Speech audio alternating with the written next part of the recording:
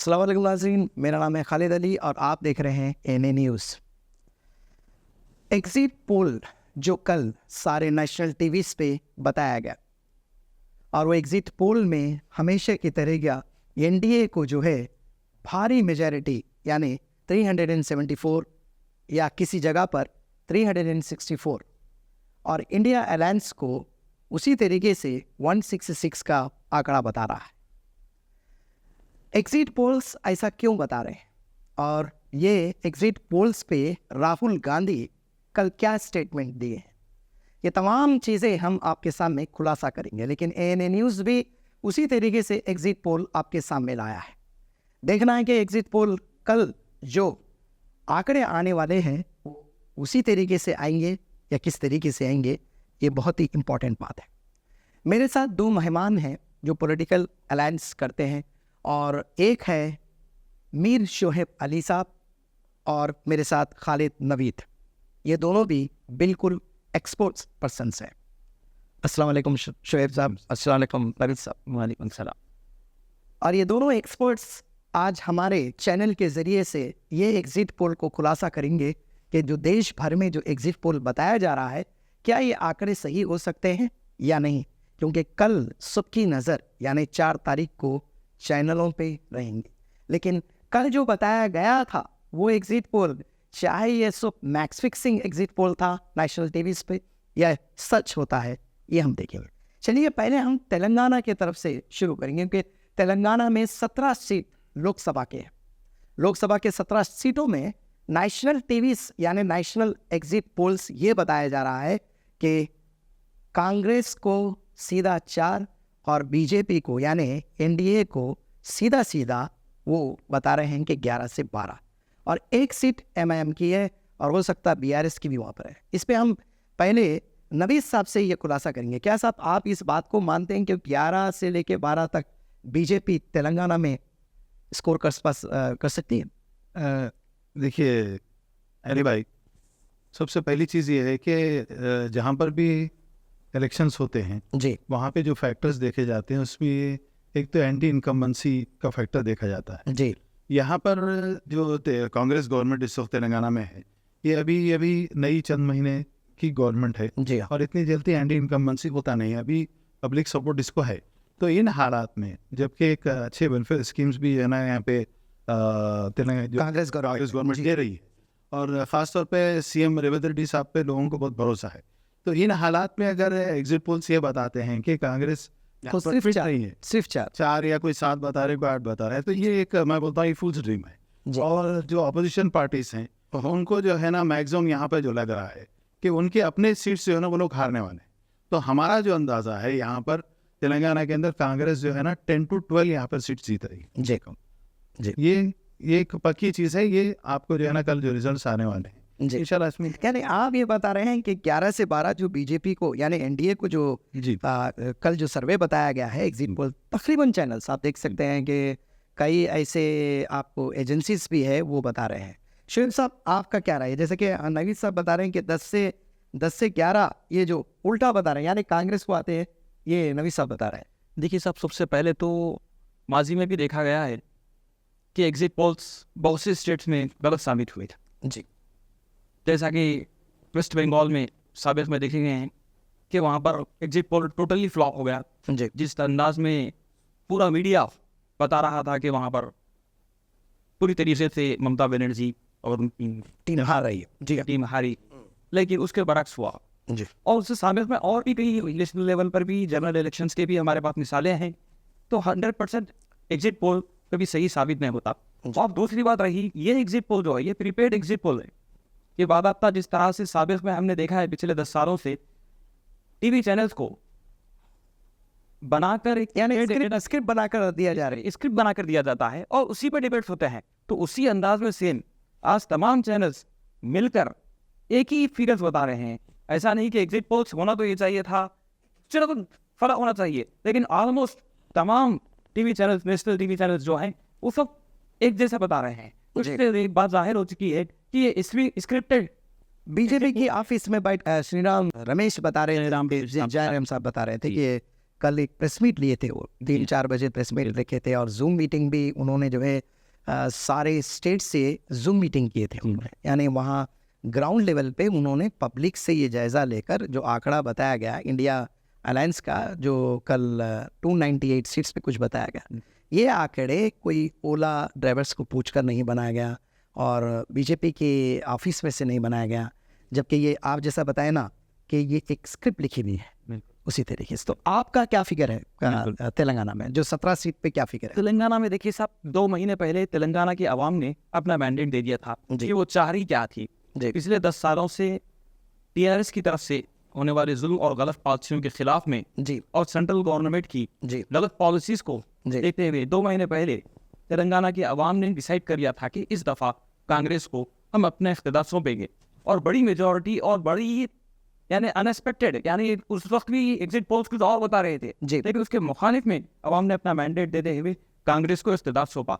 उसके बाद कांग्रेस ने बड़ी ही खूबी के साथ रेवंत रेड्डी साहब की क़यादत में अपनी कैबिनेट बनाई और अपने जो भी स्कीम्स उन्होंने अनाउंस किए थे जी जी उसको रूबे अमल लाने के लिए, क्योंकि वक्त काफ़ी तंग था, जी। इलेक्शंस खत्म हुए उसके फौरन बाद एमएलसी इलेक्शन कोड आ गया, उसके बाद फिर पार्लियामेंट इलेक्शन का कोड आ गया। जी। कम वक्त में इतनी तेजी के साथ इतनी बेहतरीन कोशिश जो कांग्रेस ने की है उसका भी सिफारिश है। अब रही बात है साली भाई, आपने कहा कि कितनी सीटें यहाँ पर तेलंगाना में मिल सकती, तो तेलंगाना में मैं समझता हूँ कि कांग्रेस को 10 सीटें मिलेगी, और हो सकता है क्योंकि आज का दौर ये जो इलेक्शंस हो रहे हैं डेवलपमेंट कम और मजहब की बुनियाद पे ज़्यादा हो रहे हैं, बीजेपी ये खेल रही है, शायद इसका कुछ असर अगर तेलंगाना में हो तो बीजेपी को 5 सीट हो सकते हैं, और 1 सीट जो है आपको बीआरएस और एक मजलिस इत्तेहादुल मुस्लिमीन को जा सकती है। ये हमारा अपना तज्जिया है जी। तो हम जिले महबूब नगर के हैं, यहाँ पर ज़रा फोकस डालें।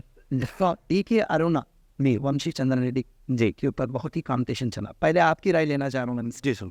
यहाँ पर जो महबूब नगर का माहौल है, बहुत सारे लोग ये कह रहे हैं, क्योंकि हमने भी यंग जनरेशन से बात किया सर, यहाँ पर मसला कुछ और दिख रहा है, लोग कह रहे हैं कि बीजेपी आगे आ रहा। हाँ देखिए, ये एक प्रोपेगेंडा है जी, और अक्सर लोग जो बता रहे हैं, मैं कई लोगों से मेरी मुलाकात हुई, बहस हुई, बातचीत हुई, डिबेट्स हुई, तो उसमें मैंने महसूस किया है कि लोग विदाउट एनी डाटा ये बातें कह रहे हैं।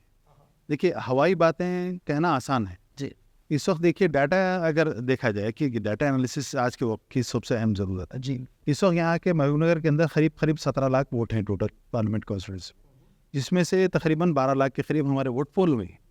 इसमें से जो अहम फैक्टर्स हैं यहाँ पर, मुस्लिम वोट जो है यहाँ पर महबूबनगर पार्लियामेंट्री कॉन्स्टिट्यूंसी के अंदर 1,86,800 मुस्लिम वोट्स हैं।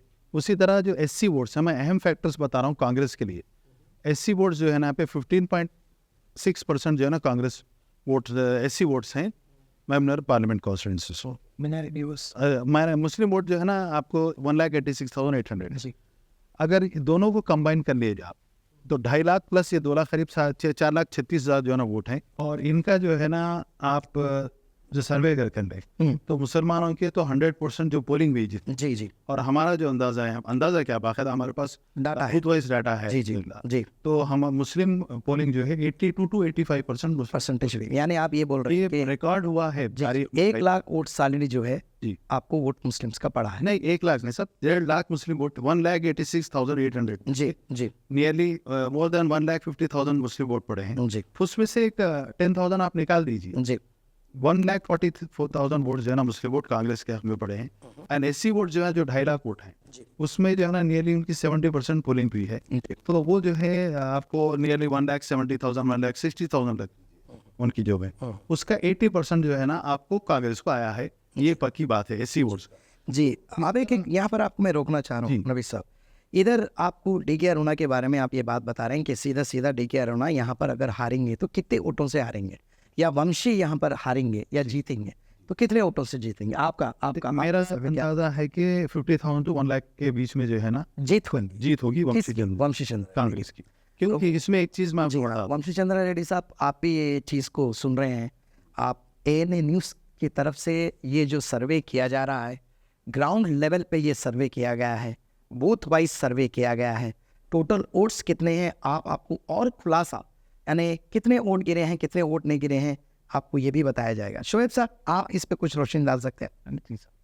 अब सबसे पहली चीज़ महबूब नगर की फिजा में जी कुछ ऐसे लोग जो हकीकत से नाराज, ओके वो लोग ये बताना चाह रहे हैं कि यहाँ पे शायद बीजेपी जीत जाएगी। तो मैं समझता हूँ ये उनकी कमी इल्मी है, जी या वो लोग सियासी बसीरत नहीं रखते हैं, जी या उन लोगों के पास प्रॉपर डाटा नहीं है, जी इसलिए वो लोग ऐसी बात कर रहे हैं। जी टोटल कितने वोट्स है यहाँ पे लोकसभा के अपने? टोटल देखिए अली भाई 16,82,470 वोट वोट से। पार्लियामेंट कॉन्स्टिट्यूंसी महबूब नगर में मौजूद हैं, जी। जिसके अंदर इस दफा 2024 के इलेक्शंस में परसेंटेज पे 12,18,586 तकरीबन 68% आपको पोलिंग हुई है महबूब नगर पार्लियामेंट कॉन्स्टिट्यूंसी में हुई है। जी।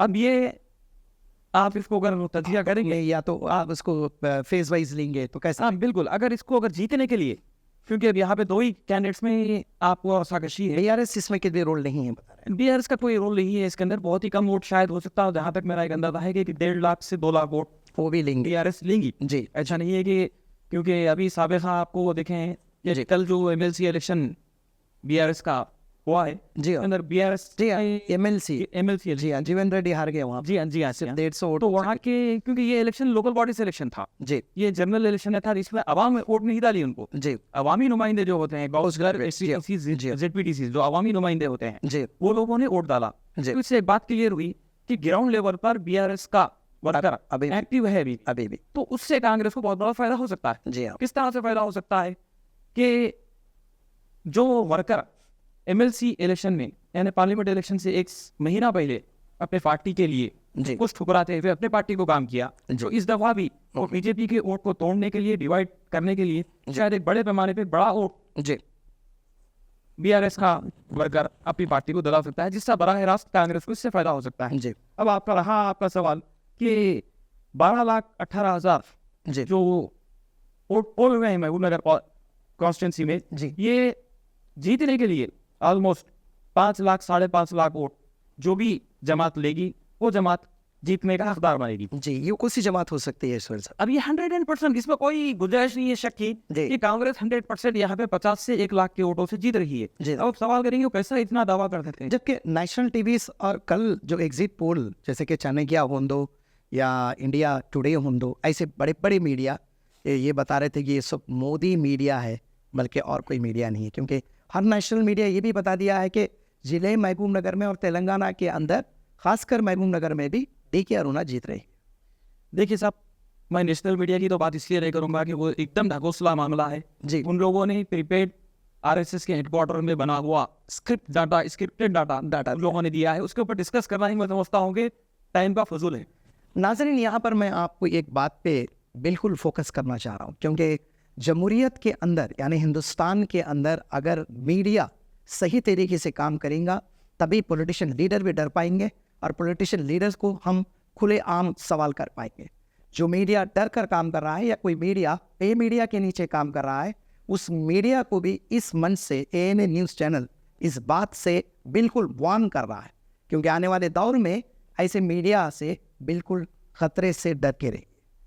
अच्छी बात है। एक बात ये बताइए शोएब साहब आप कि नागर कर्नूल जो है, नागर कर्नूल के अंदर मल्लू रवि साहब का नाम सुनाई दे रहा है जी सर। या वहाँ पर जैसे कि प्रवीण साहब जो BSP पार्टी में थे, जी हाँ। फिर उसमें TRS में एकदम जंप हुए, उनके बारे में आपके बारे में क्या कहते देखिए साहब, नगर कर्नूल कॉन्स्टिट्यूंसी एक रिजर्व कॉन्स्टिट्यूंसी है, हैं? जी SC रिजर्व कॉन्स्टिट्यूंसी है। जी वहाँ पे जो भी जमातों के कैंडिडेट्स को जो इलेक्शन लड़ रहे हैं वो पूरे SC तबके से होते हैं। जी अब रही बात मल्लू रवि साहब का नाम, जी नगर कर्नूल कॉन्स्टिट्यूंसी में कोई नया नाम नहीं है, ये काफी खिदमात है, उनका बहुत बड़ा कैडर जी वहाँ पे काम कर रहा है जी और कांग्रेस का एक बहुत बड़ा वोट बैंक जमाने से नगर कर्नूल कॉन्स्टिट्यूंसी में मौजूद है। जी। अब रही बात प्रवीण कुमार साहब, जी वो हाल तक तो खैर अपनी एक जिंदगी का बड़ा हिस्सा जी अपने सर्विसेज यानी गवर्नमेंट सर्विसेज पे गुजार दिए। जी अवामी जिंदगी से शायद वो उतना ज्यादा वाकिफ नहीं है। जी एक ब्यूरोक्रेट्स यानी IPS ऑफिसर थे, जी तो शायद उतना अवामी जिंदगी में कनेक्टिंग नहीं जी। है। उसके बाद उन्होंने खुद अपनी एक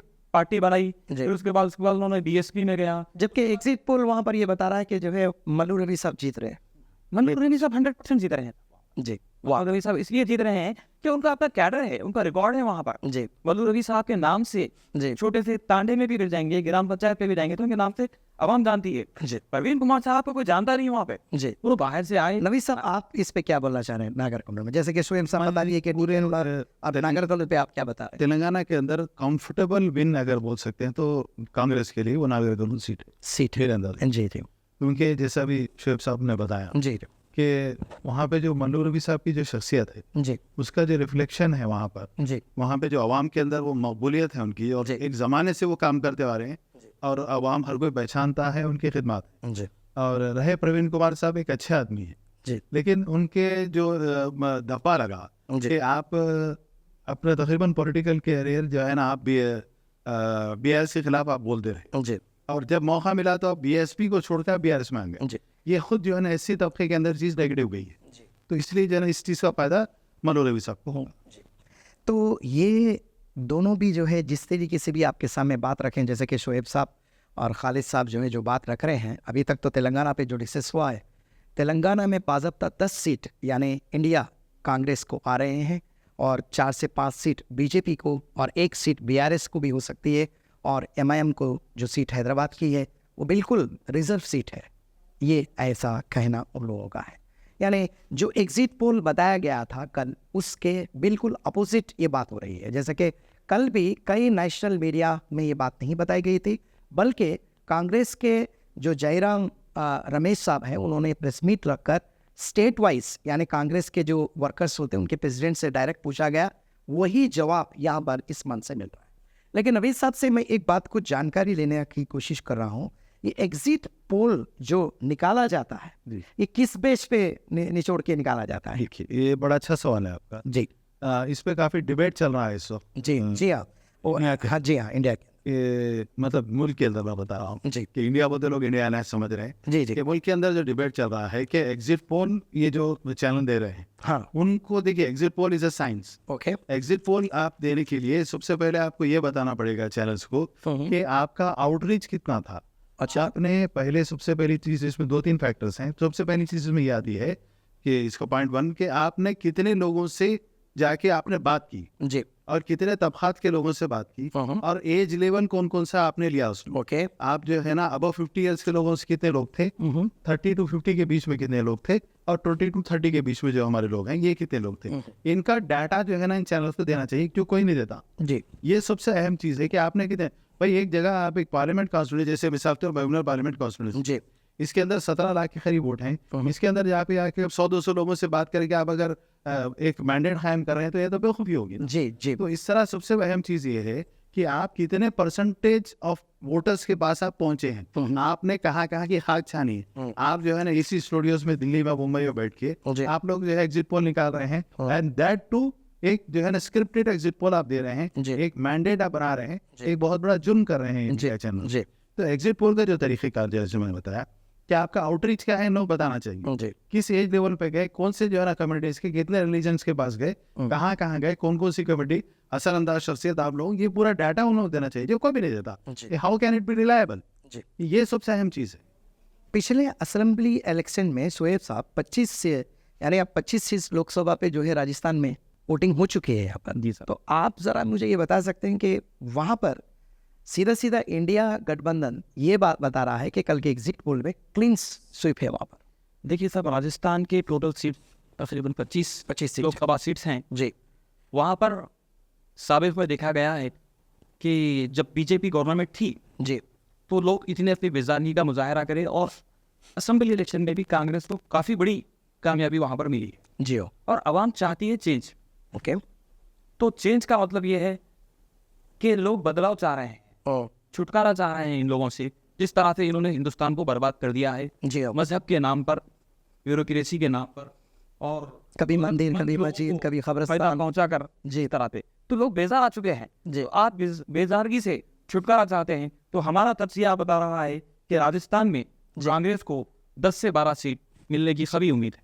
कभी उम्मीद है, जबकि क्लीन स्वीप नहीं है। नबी साहब आप क्या एक बताएं? चीज़ मैं ऐड करूंगा, जी खासतौर पे राजस्थान, मध्य प्रदेश और छत्तीसगढ़ के जो पिछले असेंबली इलेक्शन हुए, जी इसमें खुद कांग्रेस वाले ये मानते हैं कि उनकी अपनी गलतियां हैं। जी उनका जो टिकट डिस्ट्रीब्यूशन था, उन्होंने एज पर पब्लिक मैंडेट या पब्लिक डिमांड उन्होंने नहीं किया। जी जो वहाँ पे होना चाहिए था, उनका जो कैंडिडेट सिलेक्शन था वो गलत हुआ, जी उसकी वजह से कांग्रेस वहाँ पे हारी है। जी इसमें बीजेपी का अपना कोई सिग्निफिकेंस नहीं है, जी लोगों ने चाहकर भी बीजेपी को वोट नहीं दिए। जी जो लोग ठहरे थे, जो कैंडिडेट्स, ये चीज़ खुद बीआरएस को भी जो है ना यहाँ पे फेस हुई तेलंगाना के अंदर, वहाँ पे कांग्रेस को हुआ। तो अब की बार जो है ना कांग्रेस देखे, एक वहाँ पे 10 जनपद में कोई बेवकूफ लोग नहीं बैठे हुए, जी उन्होंने जो एनालिसिस किया कि उन चीज़ों को हटाकर जो है ना अब जो पब्लिक के फेवर के लोग हो सकते हैं उनको उन्होंने वहाँ पे टिकट दिया है और उन्होंने मेहनत की है।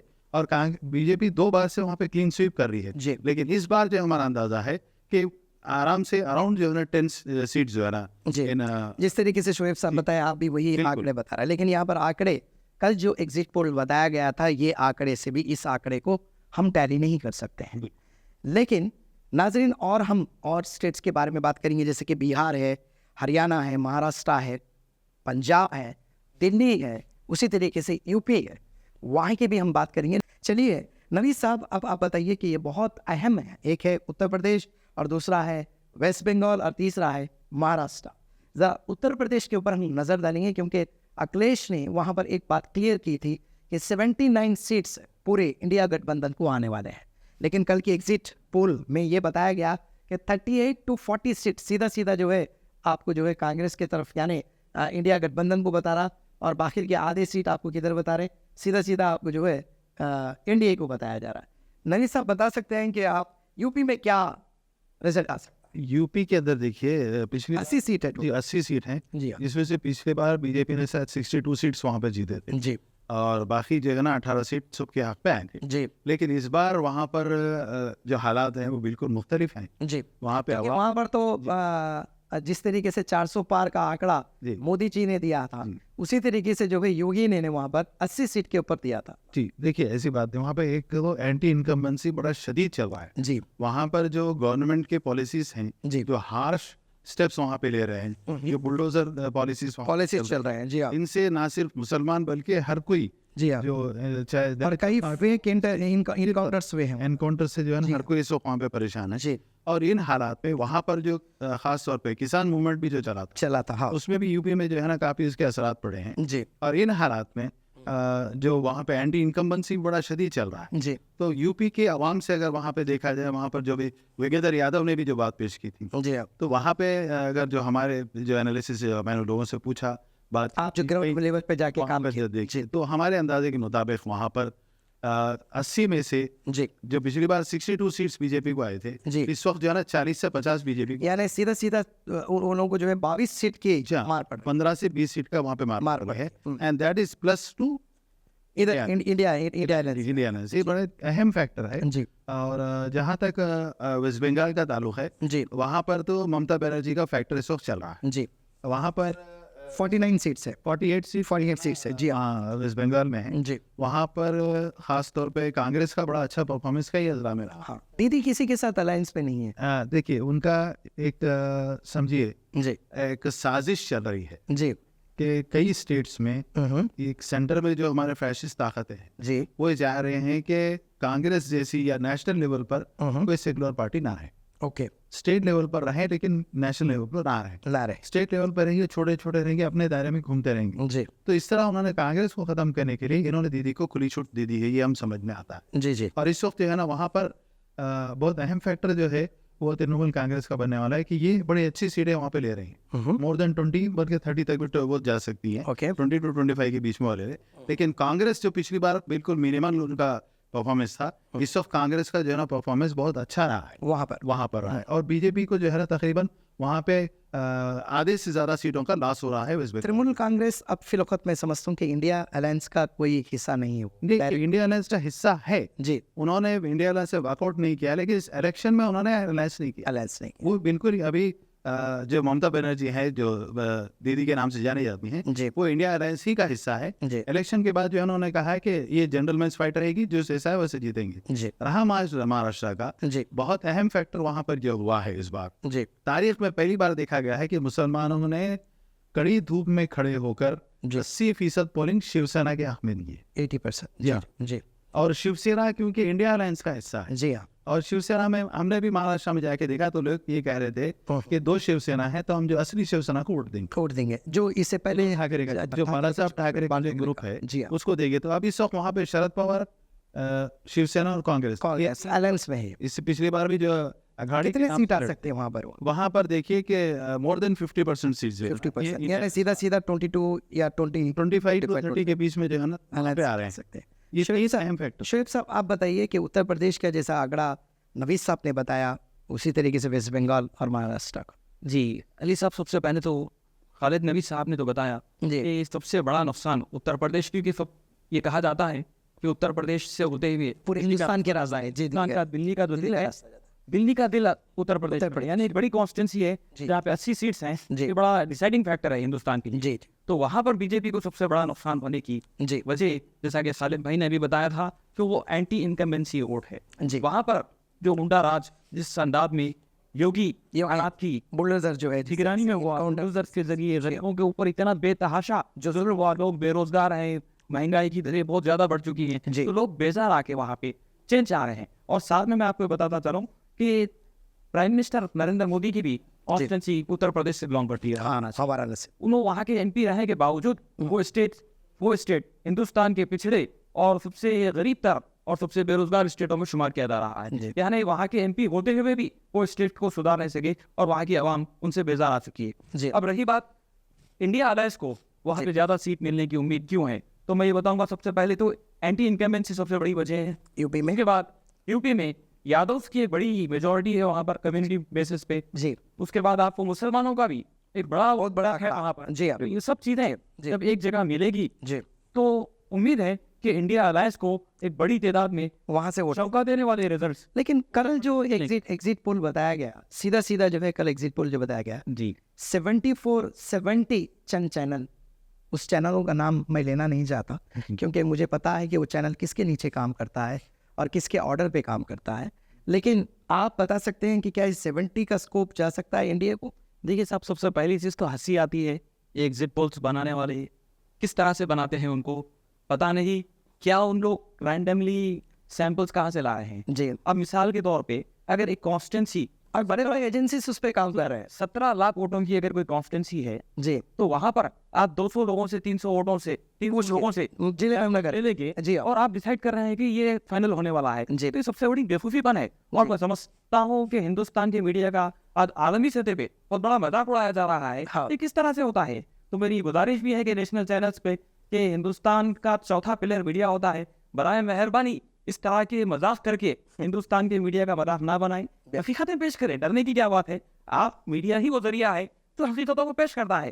तो ये आरएसएस के बनाए हुए हेडक्वार्टर्स से जी। ये आधा तो शुमार गए हुए हैं, वैसा कुछ होने वाला नहीं है। वहां पर जी अवाम बेजार है। और यूपी में 60 से 65 सीट जी इंडिया अलायंस स्वीप कर रही है। जी। वेस्ट बंगाल में जी। दीदी जो है बहुत ही अच्छा परफॉर्मेंस रहा है उनका, हम्म। तो लिहाजा और वहां पे उनकी एक अपनी सियासी मजबूरी थी कांग्रेस से या इंडिया अलायंस से अलायंस नहीं करने की जो वजह है। जी। अलायंस में है वो, जी। लेकिन आउट ऑफ द अलायंस यानी बाउंड्री पे है। आफ्टर इलेक्शन जो है इंडिया अलायंस को मैं उम्मीद करता हूँ कि बराबर वो सपोर्ट करेंगे। उनकी सपोर्ट से, उनकी मदद से हिंदुस्तान का प्राइम मिनिस्टर बनने में इंडिया अलायंस में बहुत सहूलत होगी। तो वो भी वेस्ट बंगाल जो है करीब 30 सीट वेस्ट बंगाल में आप जी इंडिया अलायंस को 30 तक जा रहे हैं, जैसे कि 22 सीट जो है नवीद साहब बोल रहे हैं। जी आप 30 तक जाएंगे जहाँ पे बैठेंगे वहाँ पर दीदी का अच्छा रिकॉर्ड है। जैसे बीजेपी बहुत कमजोर है जी। वहाँ पे कांग्रेस ने भी बड़ी हिकमत अमली करते हुए दीदी को मजबूत करने के लिए जो सेक्रीफिकेशंस हो सकते हैं मैं समझता हूँ किए हैं, जी। उसके रिजल्ट इंशाल्लाह रिजल्ट आने के बाद कल आपको पता चलेंगे। जी। अब रही बात महाराष्ट्र में ऐसे दिग्गज नेता महाराष्ट्र जहाँ पे शरद पवार साहब हैं जी। और आपको शिवसेना है, आप जी हाँ जी हाँ कांग्रेस ओरिजिनल ये बड़ी बड़ी ओरिजिनल शिवसेना, डुप्लीकेट शिवसेना नहीं, जो वक्त आने पर जो है अपना हथियार डाल के भागने वाली शिवसेना नहीं, बल्कि वो शिवसेना जो महाराष्ट्र के बॉर्डर पे खड़े रह के वो अंग्रेजों को भगाने वाली शिवसेना, समझ रहे हैं ना आप लोग? वही शिवसेना। बताइए। वो शिवसेना जो शिवसेना शिवाजी महाराज के जी हाँ। फॉलोअर्स हैं, जी। जिन्होंने हमेशा से वफादारी उनके खून में बसी है, जी। उन लोगों को ये प्रूफ करने का एक बेहतरीन मौका है हमको हाँ कि जो गद्दारों को हम किस तरह से दूर करेंगे। और गद्दार जिस तरह से डुप्लीकेट शिवसेना जी हाँ। जो जाकर जी हाँ बीजेपी के गुट में बैठी थी, तो आराम अपना गम और गुस्से का इजहार जी। करते हुए वहां पे मैं समझता हूँ कि महाराष्ट्र में 35 सीट जी इंडिया अलायंस को मिलेंगे, क्योंकि वहाँ पे बड़े दिग्गज नेता, हिंदुस्तान के दिग्गज नेता सदावर जी माहिदीन वहाँ पर है, जी इसका बहुत बड़ा फायदा इंडिया अलायंस को हो सकता है। जी 35 सीट्स उम्मीद है कि महाराष्ट्र से जी इंडिया अलायंस लेगा। जी अली साहब जी। एक सवाल आपसे कि देखिए आप खुद भी इस फील्ड से रिलेटेड हैं। जी हाँ जी हाँ ये जितने भी एग्जिट पोल्स आ रहे हैं, चाहे एजेंसीज के हो या जी मीडिया हाँ हाउस, जी हाँ इस सब में नहीं लगता कि स्क्रिप्टेड एक ही जगह से एक ही आदमी बैठ के बना रहा है? ये सभी का एक देखिए कुछ ना जी कुछ तो इनमें फर्क होना चाहिए था। जी हाँ जी हाँ। कोई अगर ये बोलता है कोई ऐसा बोलता है, सभी एक ही है, इसी से प्रूवन चीज़ है। अफसोस की बात यह है नवीद साहब, क्योंकि वो दिल्ली से जो मीडिया को चला रहे हैं, कई ऐसे नेशनल चैनल्स जो है कितने की कहने के बाद भी वो उनकी गुलामी कर रहे हैं जो गुलामी करना नहीं चाहिए। लेकिन वो हवा हमारे आंध्र प्रदेश और तेलंगाना को भी लग चुकी है। चंद स्टेट मीडिया भी कल के जो नेशनल मीडिया का जो एग्जिट पोल था, कॉपी पेस्ट वही चलाया गया है। नवीद साहब, आपको बात पता होगा कि जब जमहूरियत हिंदुस्तान के अंदर जब आज़ादी मिल चुकी थी, महात्मा गांधी सारे चीज़ों के सारे कोनों को ढूंढने के बाद एक चीज़ उन्होंने डिसाइड की, फोर्थ पिलर, यानी उन्होंने ये कहे कि गवर्नर हो या प्रेसिडेंट हो या चीफ मिनिस्टर हो या हिंदुस्तान के प्राइम मिनिस्टर हो, इन पे सबसे बड़ी बात ये होती है कि जमहूरियत में इनको सही करने का काम वो है कलम यानी मीडिया, कलम यानी पेपर। आज वो तमाम चीज़ बिक चुकी है। हम वो मीडिया को इस मीडिया से ये निवेदन कर रहे हैं, आज भी वक्त है जो आप अपने आप को सुधार सकते हैं। नवीद साहब, अब बचिया मध्य प्रदेश, बिहार, गुजरात की तरफ आपका क्या सवाल है? शोएब साहब, गुजरात की तरफ भी वो बता रहे हैं कि क्लीन स्वीप है। देखिए साहब, गुजरात में साबिका असेंबली इलेक्शन, जबकि वो तो गढ़ है। जी हाँ, मोदी साहब का जो है गढ़ था बोल सकते हैं उनको। अच्छा। मैं समझूंगा कि अब गढ़ है जी क्योंकि साबिका असेंबली इलेक्शंस में भी कांग्रेस ने अच्छा मुजाहरा किया। जी 4 सीट्स वहाँ पर जीत रही, क्योंकि आज जो है, कल जो है जयराम रमेश जो है गुजरात के कांग्रेस के प्रेसिडेंट को ये सवाल किया गया, तो उन्होंने कहा कि 4 सीट हम यहाँ पर जीत रहे हैं और 12 सीट पे टका फाड़ दे रहे हैं। नहीं, बल्कि मैं तो समझता हूँ कि खैर वो उनका अपना आदाद शुमार है, लेकिन उससे भी अच्छे रिजल्ट शायद आने के चांसेस हैं। उसकी वजह ये है कि पिछले 10 साल 15 साल से वहाँ पर बीजेपी इख्तिदार में है जी। और मैंने पर्सनल गुजरात का जब विजिट किया तो जहाँ तक मेरी अपनी सयाहती जिंदगी का तारुफ है, तो मैंने देखा उससे पिछड़ा हुआ स्टेट कहीं नहीं देखा। जब आप देहाती सतह पर जब जाएंगे, वहाँ पर आज भी सड़कों की कमी है, आज भी वहाँ पे तालीम की कमी है, आज भी वहाँ पे सेहत की कमी है। यानी हर एतबार से गुजरात पिछड़ा हुआ है। वहाँ की आवाम महसूस कर चुकी है, उनको एक ऑल्टरनेट की जरूरत थी। तो इंडिया अलायंस की शक्ल में गुजरात की आवाम के सामने एक बेहतरीन तोहफा हिंदुस्तान की आवाम ने दिया है और मैं समझता हूँ कि गुजरात की आवाम इस दफ़ा बहुत ही अच्छा पैगाम देगी हिंदुस्तान को कि वहाँ पर तकरीबन एक 8 सीट मैं समझता हूँ कि इंशाल्लाह आने के चांसेस है इंडिया में। नवीद साहब, आप क्या बताते हैं गुजरात? देखिए, जैसे अभी कहा जाता है कि गुजरात जो है बीजेपी का मुकाम प्लेस है, बीजेपी का मेन पावर हाउस है। जी लेकिन चंद साल पहले तक ये कांग्रेस का पावर हाउस हुआ करता था। जी ठीक है, यहाँ पे कांग्रेस को सबसे ज्यादा पावर जो मिलती थी गुजरात से मिलती थी। जी अब एक पावर शिफ्ट हो चुका है, लोगों का एक कब्जा हो चुका है जहनों पे तमाम चीजें। जी लेकिन इसका ये मतलब तो नहीं है ना कि गुजरात की जो एक एनालिटिकल आवाम है, जी एक बिजनेसमैन कम्युनिटी है, जी वो क्या ऐसी एक अंधे हो के लोग वो वोट डालते जाएंगे? उन्होंने भी महसूस किया है चेंज को, जी उन्होंने बिल्कुल चेंज का साथ दिया बैकवर्ड है। स्टेट है बिल्कुल। पिछले से पिछले इलेक्शन में 19 सीट मिले थे कांग्रेस को। जी, वहाँ अभी भी जो है ना ये चांसेस होने के हैं। ये वहाँ पर जो है ना कांग्रेस को बहुत अच्छा जो है ना परफॉर्मेंस रहेगा। जी और वहाँ पे ये बात नहीं है कि बिल्कुल तारने वाला बीजेपी को मिलने वाला नहीं है, जी बल्कि कई कम्युनिटी, खासतौर पर राठौर कम्युनिटी वगैरह ने जी वो बहुत सख्त मुखालिफत की है गुजरात के अंदर और इसका बड़ा असर जो है पड़ने वाला है। जी कुछ था गुजरात के ऊपर और चीज कर जी एक कंक्लूड करूंगा कि जो मौजूदा सेंट्रल गवर्नमेंट है, जी इस अंदाज में इन लोगों की इकोनॉमिकल पॉलिसीज जीएसटी की शक्ल में हो, नोटबंदी की शक्ल में जी आवाम को नुकसान हुआ है। परेशान समझता हूँ कि हिंदुस्तान में सबसे ज्यादा जी अगर किसी स्टेट को नुकसान हुआ तो वो जो बिजनेस थे वहाँ की आवाम, जी बिजनेस ट्रेडर्स हैं वो लोग, जी पूरे बिजनेस में तिजारती तबके के लोग, जी उन लोगों को जीएसटी की वजह से, जीएसटी की गलत पॉलिसीज की वजह से जी और नोटबंदी की वजह से जी बहुत बड़ा नुकसान हुआ है। जी और आवाम जी इस दफा उसका खामियाजा वोट की शक्ल में बीजेपी के खिलाफ में देकर बताई। जी यहाँ देखिए कि एक बात कल नेशनल मीडिया पे चलाया गया कि दिल्ली में जैसे कि अरविंद केजरीवाल जो सीट्स है वहाँ के, वो सीट्स में फिर से जो है बीजेपी जीतने वाली है, जबकि 2 से 1 सीट जो है वहाँ पर आम पार्टी जो इंडियन अलायंस को आने वाली है। इसके ऊपर क्या? पिछले दिनों जब मैं दिल्ली गया था, जी मैंने पुरानी दिल्ली, नई दिल्ली, कई जगह लोगों से मुलाकातें की, जी। इंटरव्यूज वगैरह सब ने, जी तो सबका कहना ये था कि जब से अरविंद केजरीवाल सीएम बने, जी हाँ। हमारे दिल्ली के नसीब बदल गए हैं। उन्होंने कहा कि यहाँ के बिल्कुल हालात चेंज हो गए हैं। आप जाइए दिल्ली विजिट कीजिए, वहाँ के गवर्नमेंट स्कूल्स में जाइए आप। जी हमारे यहाँ से बड़ा जो प्राइवेट स्कूल होता है जी कॉर्पोरेट सेक्टर का, वो स्कूल उन स्कूलों का मुकाबला नहीं कर सकते। जी वहाँ पे जो हेल्थ फैसिलिटीज उन्होंने दी है, वहाँ पे मुख्तलिफ जो है ना हेल्थ एंड हाइजीन के सेंटर्स के हर चीज जो काम किए हैं, जी क्या आवाम ये चीज नहीं देख रही? हाँ तो जाहिर बात है आवाम तो इन चीजों को देखेगी, महसूस मिलता लेगी। बिल्कुल। तो इस डेवलपमेंट्स को देखकर ही जो है असेंबली से लोकसभा को। आप देखिए, इन्होंने हमेशा से मजहब के नाम पर वोट मांगा है।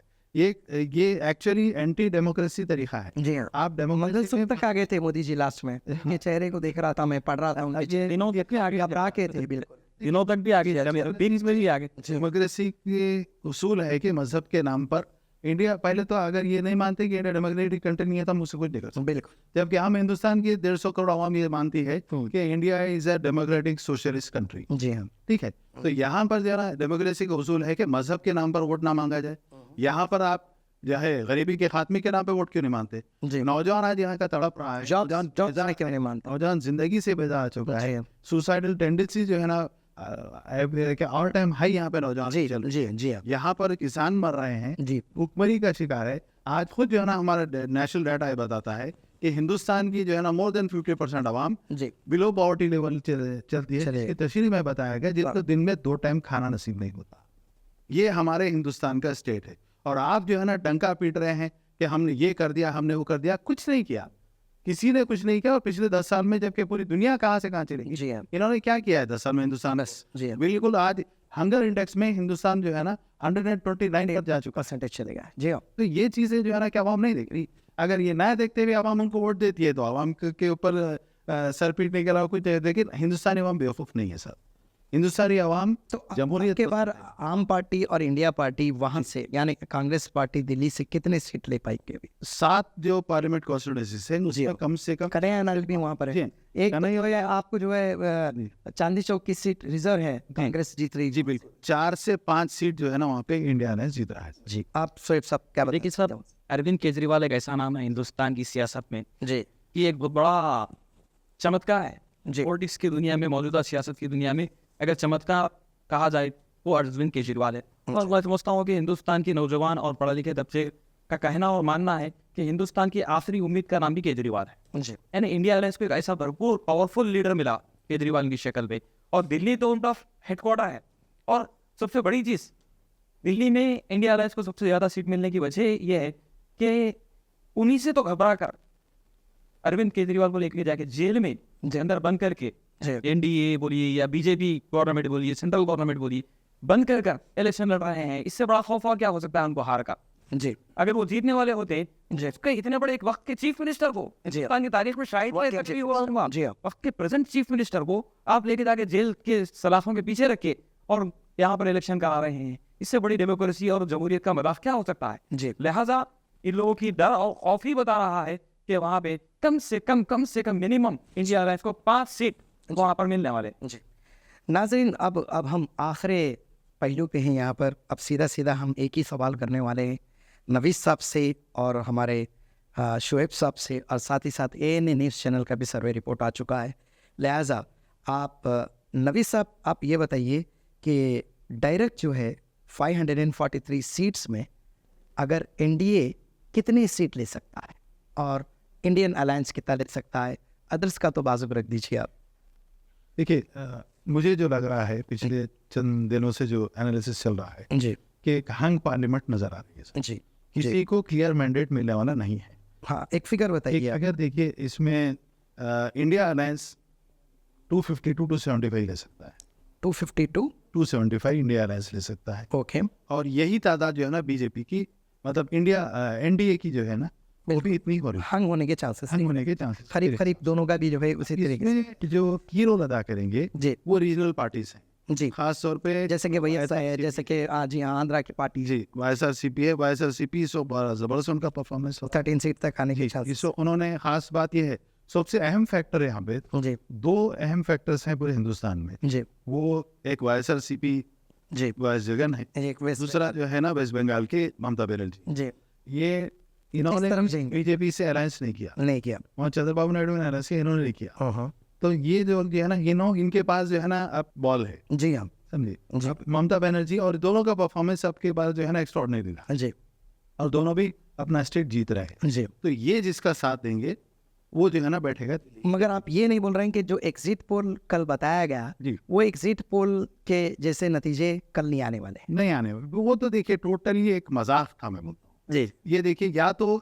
जो कई लोग जो बता रहे हैं जी कि ईवीएम में गड़बड़ होगी या फिर काउंटिंग गड़बड़ होगी, हम्म। ये इस चीज को प्रूव कर रहा है। ये कई चीजों से बताया जा रहा है कि इस तरह आप एक पब्लिक मैंडेट बनाने की कोशिश करेंगे। जी आप अब इस वक्त जो है ना यही होगा कि जितने भी अपोजिशन लीडर्स हैं, जी जो कंटेस्टिंग कैंडिडेट्स हैं, जी वो और उनके कार्यकर्ता वो कल होने वाली काउंटिंग पर जो है पूरी तरह से नजर रखें। जी कहाँ पर अपने पोलिंग सेंटर्स पर कि जी उनके पास जो 17C फॉर्म्स क्यों नहीं दिए गए, एक सवाल है हमारा। अच्छे देखिए, मौजूदा हुकूमत को हम ये पूछना चाहते हैं, आपको किस बात का डर है?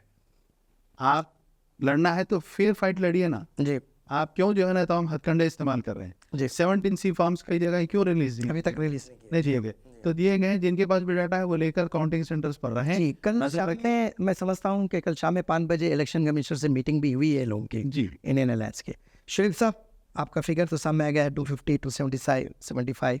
नवीद साहब दो तरफ की हंग बता रहे हैं, और वेस्ट बंगाल और वायस जिधर भी लोकेशन करेंगे उनको जो है राजधानी की सीधा रास्ता मिलने का चांसेस। शोएब साहब, आप क्या बता रहे अब सबसे पहले तो पिछले 10 सालों में एनडीए की जो गवर्नमेंट रही है, उनके इख्तिदार में जो धांधलियाँ, जो स्कैम्स और जिस अंदाज में गरीबों का मजाक उड़ाया गया है, हुकूमतों का मजाक उड़ाया गया है, दुनिया पे मजाक उड़ाया गया है, इलेक्टोरल बॉन्ड्स के नाम पे स्कैम्स किए गए हैं ना, हिंदुस्तान की तारीख में शायद ये ऐसे ब्लैक डेज जी। कभी आएंगे।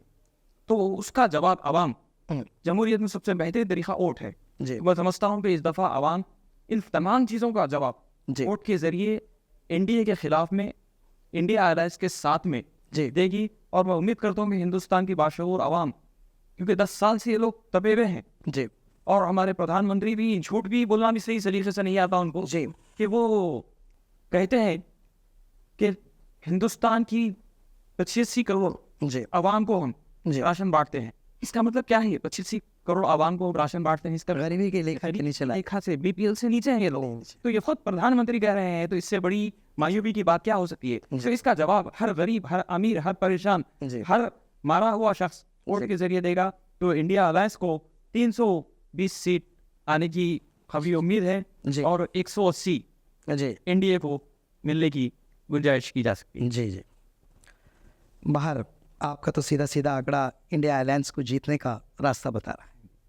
नाज़रीन, ये दो हमारे एक्सपर्ट पर्सन्स थे जो आज एग्जिट पोल को यहाँ से दे रहे हैं। ये एग्जिट पोल अगर जो ANA न्यूज़ चैनल बता रहा है, ANA न्यूज़ चैनल के पास भी एग्जिट पोल है जो 304 का आंकड़ा इंडिया अलायंस को बता रहा है।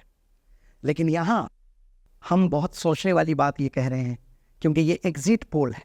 चाहे वो ज़िले महबूब नगर का आंकड़ा हमने जो बताया, जो तेलंगाना का आंकड़ा बताया, उसी तरीके से तमाम जो आंकड़े हमने बताए, ये भी एक एग्जिट पोल है।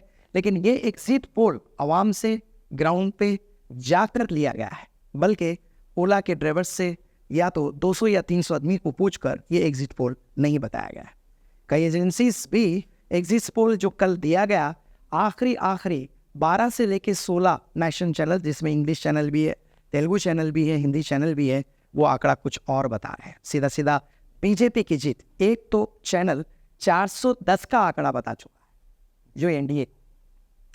नाज़रीन, पूरी टीम को, ANA न्यूज़ टीम को और एग्जिट पोल की जो टीम जाके ग्राउंड रिपोर्ट पे काम की, वो रिपोर्ट को, और हमारे जो खुसूस मेहमान हैं, आज तमाम मेहमानों को हमें रुख्सत दीजिए और कल टीवी के सामने इस पेपर को लेकर ही आप आंकड़े को जांचिए।